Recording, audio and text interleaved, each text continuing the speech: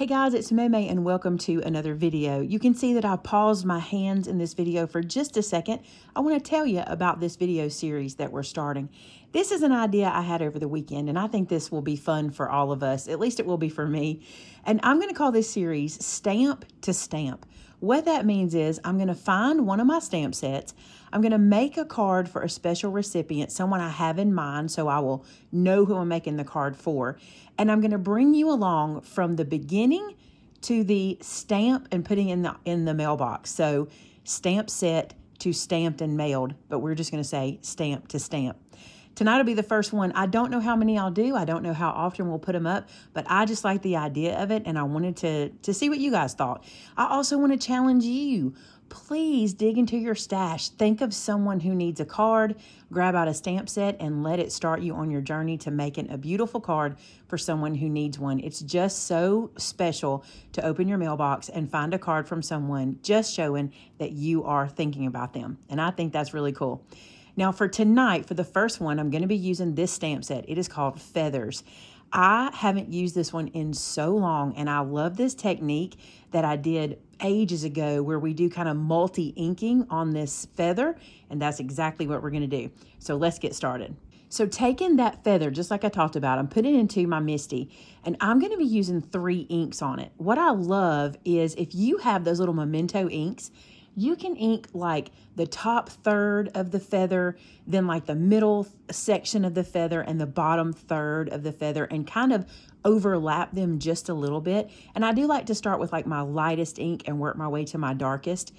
And I do a little rock and roll around the edge where I take the darker ink and kind of go right around the edge. You can see that there on the feather, how it has that little line. And then I'm going to fussy cut this guy.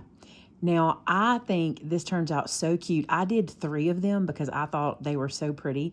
And I just made my colors match the paper pack. You'll see the paper pack I'm going to use in a minute. I just thought it'd be pretty for them to match. And I do decide to distress ink them. Now, the reason I did is because I feel like these feathers were a little harsh with that sharp white edge.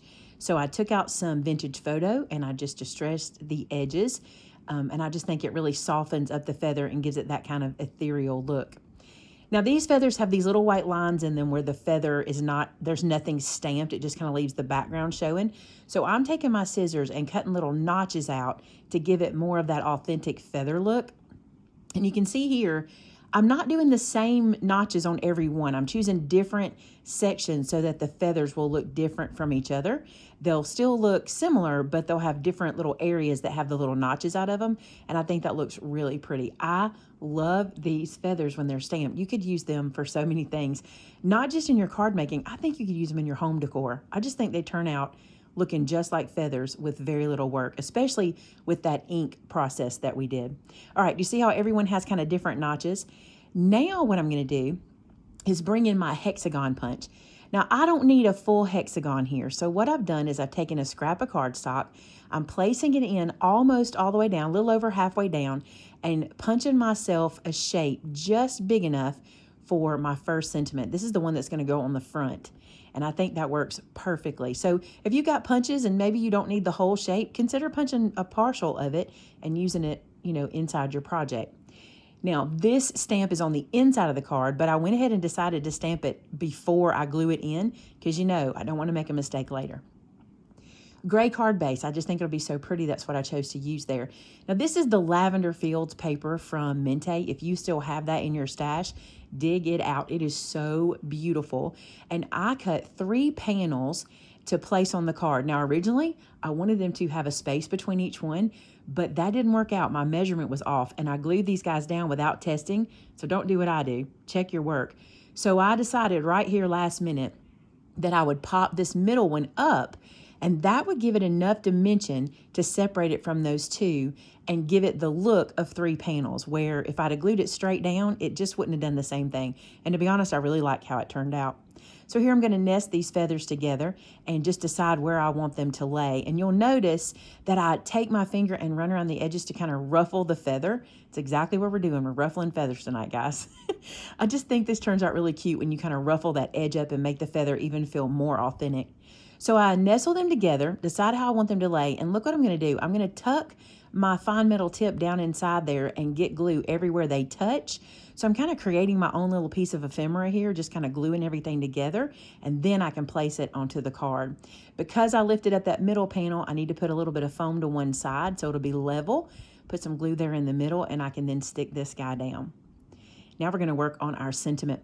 Now, because I had cut that hex kind of flat across the bottom, I thought it needed a little something to kind of finish it off. So I took another strip of cardstock from the same paper pack and just did this kind of wooden strip right here. And I'm eyeball measuring this. Do you see what I'm doing? Don't be afraid to do this. Just eyeball it. You got scissors. Just pick it up, cut that off. And then I did go back and put a little ink on the ends because I had already inked everything for the card. And then I'm just going to glue that down. I added some foam to the ends because I had popped up that middle, and I just put a little bit of glue on the bottom of the hexagon piece where this is going to live, where it's going to lay right across. And I really like how this turned out. I really love this card. I know exactly who it's going to, so it's easy to make a card for someone when you know kind of what they like or what they're in need of, you know, what you want to say to them. So then I thought it needs a tiny bit of bling. The recipient that I'm giving this to she likes bling, but not like a lot of bling. So I thought I'm gonna put a little bit on there, and I went back to adding 3 little dots like I used to do way back in the day. I'm kind of leaning into how I used to do cards, and I kind of like how it looks. So now it's time to add our inside piece, and I had already stamped it, so I knew we were good. I just glued that right inside, and that completes the card. But what card is complete without a cute envelope, right? Let's work on the envelope too. I just decided to take some of the small stamps from that same Feathers stamp set, play with the same colors that I was using, and stamp around this envelope. You guys ask me all the time to create stamp sets for envelopes, and I wanted to show you how you already kind of have them in your stash. Pick up those stamps, play with the small ones. A lot of stamp companies, and especially myself, we make little kind of filler stamps, and this is the perfect place to use them. So I just ran around and stamped all those little images, and Shannon commented, she's like, that green is so pale you can hardly see it. It's there and it's beautiful in person, but it is kind of hard to see on camera. Now, I didn't match my corners. I wasn't being matchy-matchy. I was wanting to be very random here. So you'll see I don't even do the corner where the stamp is going. I just kind of go on the other 3 corners. And I opened it up and even did a little bit of stamping on the flap. And I love how custom this turned out. It really was pretty when I finished to have the envelope and the card there together to see them. And I was like, that's an extra special touch for somebody, you know, because you can do that right in your craft room. All right, it's time to write on it. I've told you, my handwriting is atrocious. So we're going to use I think this is called an envelope. I think it's called an envelope. But we'll link all the products and supplies below so you can pick these up if you want to. But I did use the little template to write my return address there on the corner. And going forward in these videos, I want to take you all the way to the stamp, but obviously I can't put my friends' addresses on my envelopes for videos. So Shannon created these cute little hearts for me that I can lay over the addresses whenever I put someone's address in. Aren't they cute? She just punched a bunch of little hearts and glued them together. And now you see we're applying the stamp. And this card is ready to go into the mail to my friend to brighten their day. And I'm so glad you were here. Thanks so much for watching this video today. Don't forget to subscribe and hit that like button. And until next time, bye now.